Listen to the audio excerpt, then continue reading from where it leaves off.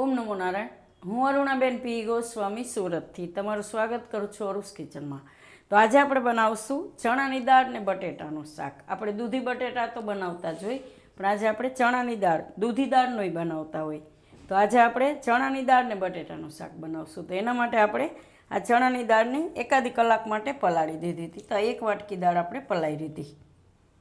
અને બટેટા આપણે 5થી 6 નંગ જેટલા મીડિયમ સાઇઝના બટેટા લીધા. એને છાલ કાઢીને સુધારી લીધા. આદુ મરચાં ને લસણ આપણે લીધું. 2 ટમેટાં મીડિયમ સાઇઝના આપણે સુધારીને લીધા. થોડાક આપણે લીલા ધાણા લીધા અને લીલી હળદર થોડીક લીધીશ.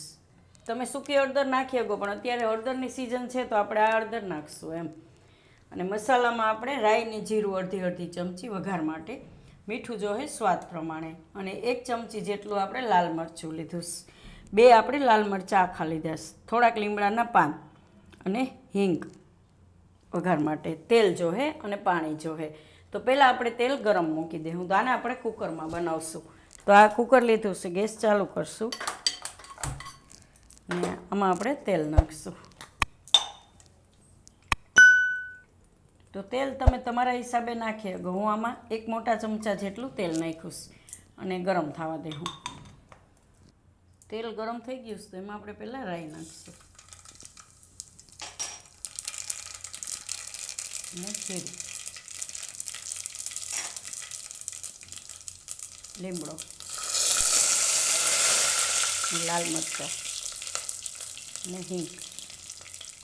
હવે આપણે એમાં હળદર નાખીશું પહેલાં તેલમાં.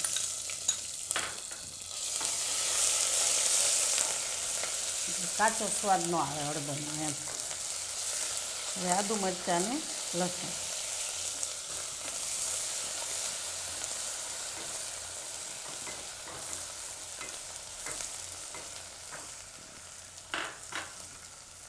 હવે લાલ મરચું અને ટમેટાં.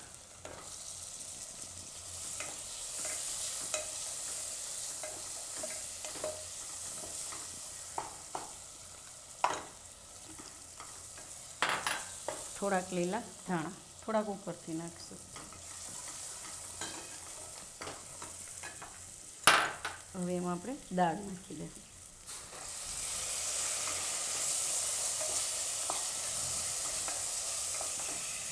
તો બધી દાળ આપણે આમાં નાખી દઈશું.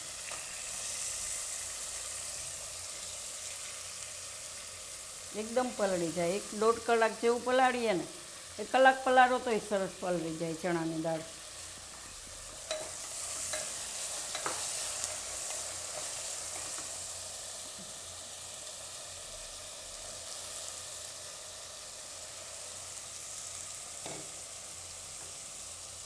ને બટેટા નાખી દઈશું.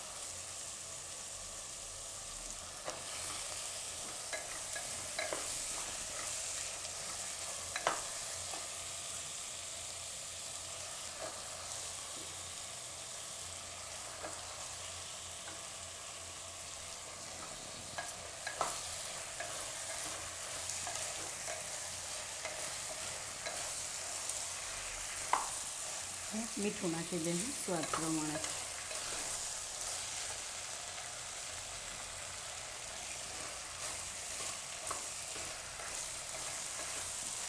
પાણી નાખી દઈશું. હવે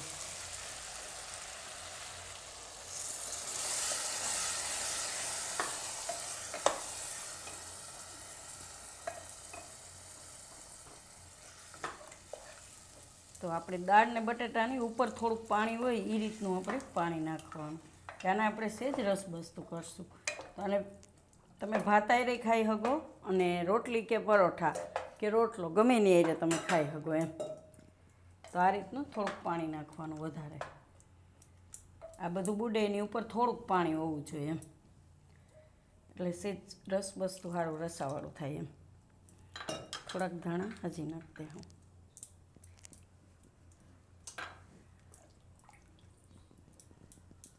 હવે આપણે કુકરનું ઢાંકણું બંધ કરી દઉં.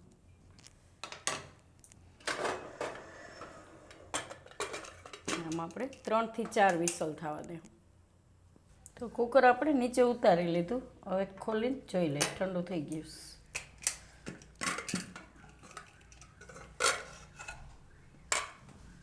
ગયું ને એકદમ સરસ રસ વસ્તુ.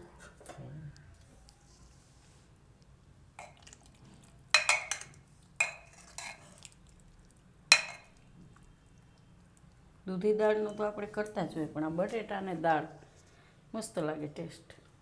તો એને સર્વ કરશું આપણે. તો આ રીતનું થોડુંક રસબસતું જ બનાવવાનું, ખાવામાં મજા આવે.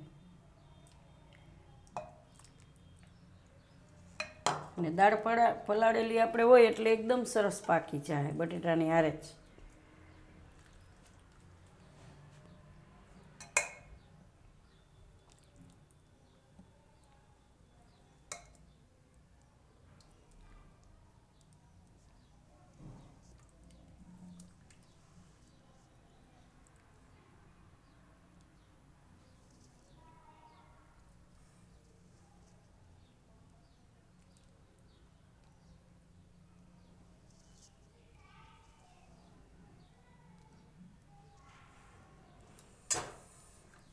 થોડાક ઉપર ધાણા રાખશું આપણે, થોડોક લીલો કલર દેખાય.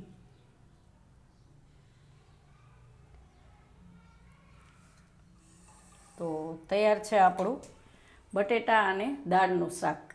તો જો તમને મારી આ રેસીપી પસંદ આવી હોય તેને લાઈક કરજો, શેર કરજો અને મારી ચેનલને સબસ્ક્રાઈબ કરજો. અને બેલ આઇકન દબાવવાનું ના ભૂલતા. કમેન્ટ કરીને કહેજો કે તમને કેવું લાગ્યું આ બટેટા અને ચણાની દાળનું શાક.